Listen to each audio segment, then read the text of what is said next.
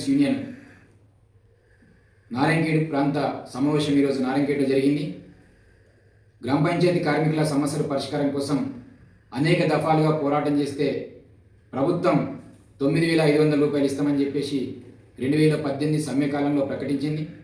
ఆ 9,500 రూపాయలు కూడా నారాయణఖేడ్ ప్రాంతంలో రెగ్యులర్గా రావట్లేదు. 3 నెలల నుంచి బకాయిలు ఉన్నాయి, 2 నెలల నుంచి బకాయిలు ఉన్నాయి. మేము ఎట్లా బతామని చెప్పేసి వాళ్ళ కార్మికులు చెప్తున్న పరిస్థితి. 9,500 ప్రతి వర్కర్కి ఇవ్వాలని చెప్పేసి 2025 7 నెలలో రాష్ట్ర ప్రభుత్వం సర్క్యులర్ ఇచ్చిన ఇక్కడ కొంతమందికి 4,000 5,000 ఇస్తున్నామని చెప్పేసి చెప్తా ఉన్నారు. ఇది సరైనది కాదు. అట్లాంటి కార్మికులకు ఎక్కడైతే ఇస్తున్నారో ఆ కార్యదర్శుల మీద చర్య తీసుకోవాలని చెప్పేసి వాళ్ళ సిఐడిగా మేము డిమాండ్ చేస్తూ ఉన్నాం. 2023 ఎన్నికల సందర్భంగా గత ప్రభుత్వము 10 సంవత్సరాలు పట్టించుకోలేదు.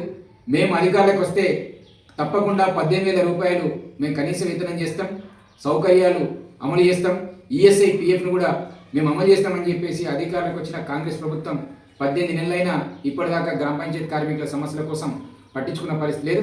మా సమస్యలు పట్టించుకోవాలి, మాకు రెగ్యులర్గా వేతనాలు ఇవ్వాలి, మాకు ఈఎస్ఐ పిఎఫ్, సబ్బులు, నూనెలు, బెల్లము అమలు చేయాలని చెప్పేసి ఇవాళ యూనియన్ అడిగితే కాలయాపన చేస్తూ ఉన్నారు, దాటేసే కార్యక్రమం చేస్తూ ఉన్నారు. అందుకే మేము ప్రభుత్వాన్ని డిమాండ్ చేస్తూ ఉన్నాం. మీరు ఇచ్చిన హామీని అమలు చేయకుంటే ఖచ్చితంగా రేపు రాబోయే కాలంలో మళ్ళీ పోరాటాలు ఉధృతం చేయడానికి, పోరాటాలని పసన పెట్టడానికి, మరి అన్ని గ్రామ పంచాయతీ కార్మికులకు సంఘటితం కావడానికి మేము ఇలా ప్రయత్నం చేస్తూ ఉన్నాం. దీంట్లో భాగంగానే ఈ నెల 17వ తేదీ నాడు జోగిపేట ప్రాంతంలో గ్రామ పంచాయతీ యూనియన్ జిల్లా మహాసభ జరుగుతూ ఉంది.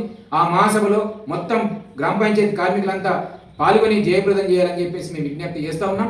ఆ రోజు మహాసభలో మేము తీర్మానం చేయబోతా ఉన్నాం. ఇవాళ గ్రామ పంచాయతీ కార్మికులకు పెరుగుతున్న ధరలకు అనుగుణంగా కనీస వేతనం 26,000 ఇవ్వాలి. ప్రతి నెల 1వ తారీఖు నాడు వాళ్ళకు ట్రెజరీలో వాళ్ళకు జమ చేయాలి, డబ్బులు జమ చేసి అకౌంట్ ద్వారా వేతనాలు చెల్లించాలని చెప్పేసి మేము డిమాండ్ పెట్టబోతా ఉన్నాం. ఈఎస్ఐ పిఎఫ్ అమలు చేయాలి.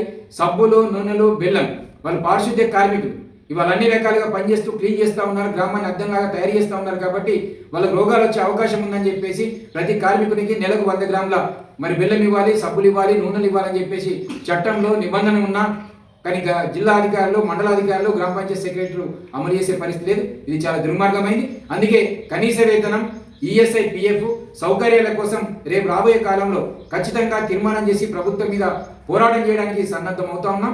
17వ తారీఖు నాడు జోగిపేట పట్టణంలో జరిగే గ్రామ పంచాయతీ కార్మికుల జిల్లా మహాసభను పెద్ద ఎత్తున పాల్గొని మరి జయప్రదం చేయాలని చెప్పేసి ఈ ప్రాంతంలో ఉన్న కార్మికులకందరికీ విజ్ఞప్తి చేస్తూ ఉన్నాం. ప్రభుత్వాన్ని కూడా డిమాండ్ చేస్తూ ఉన్నాం.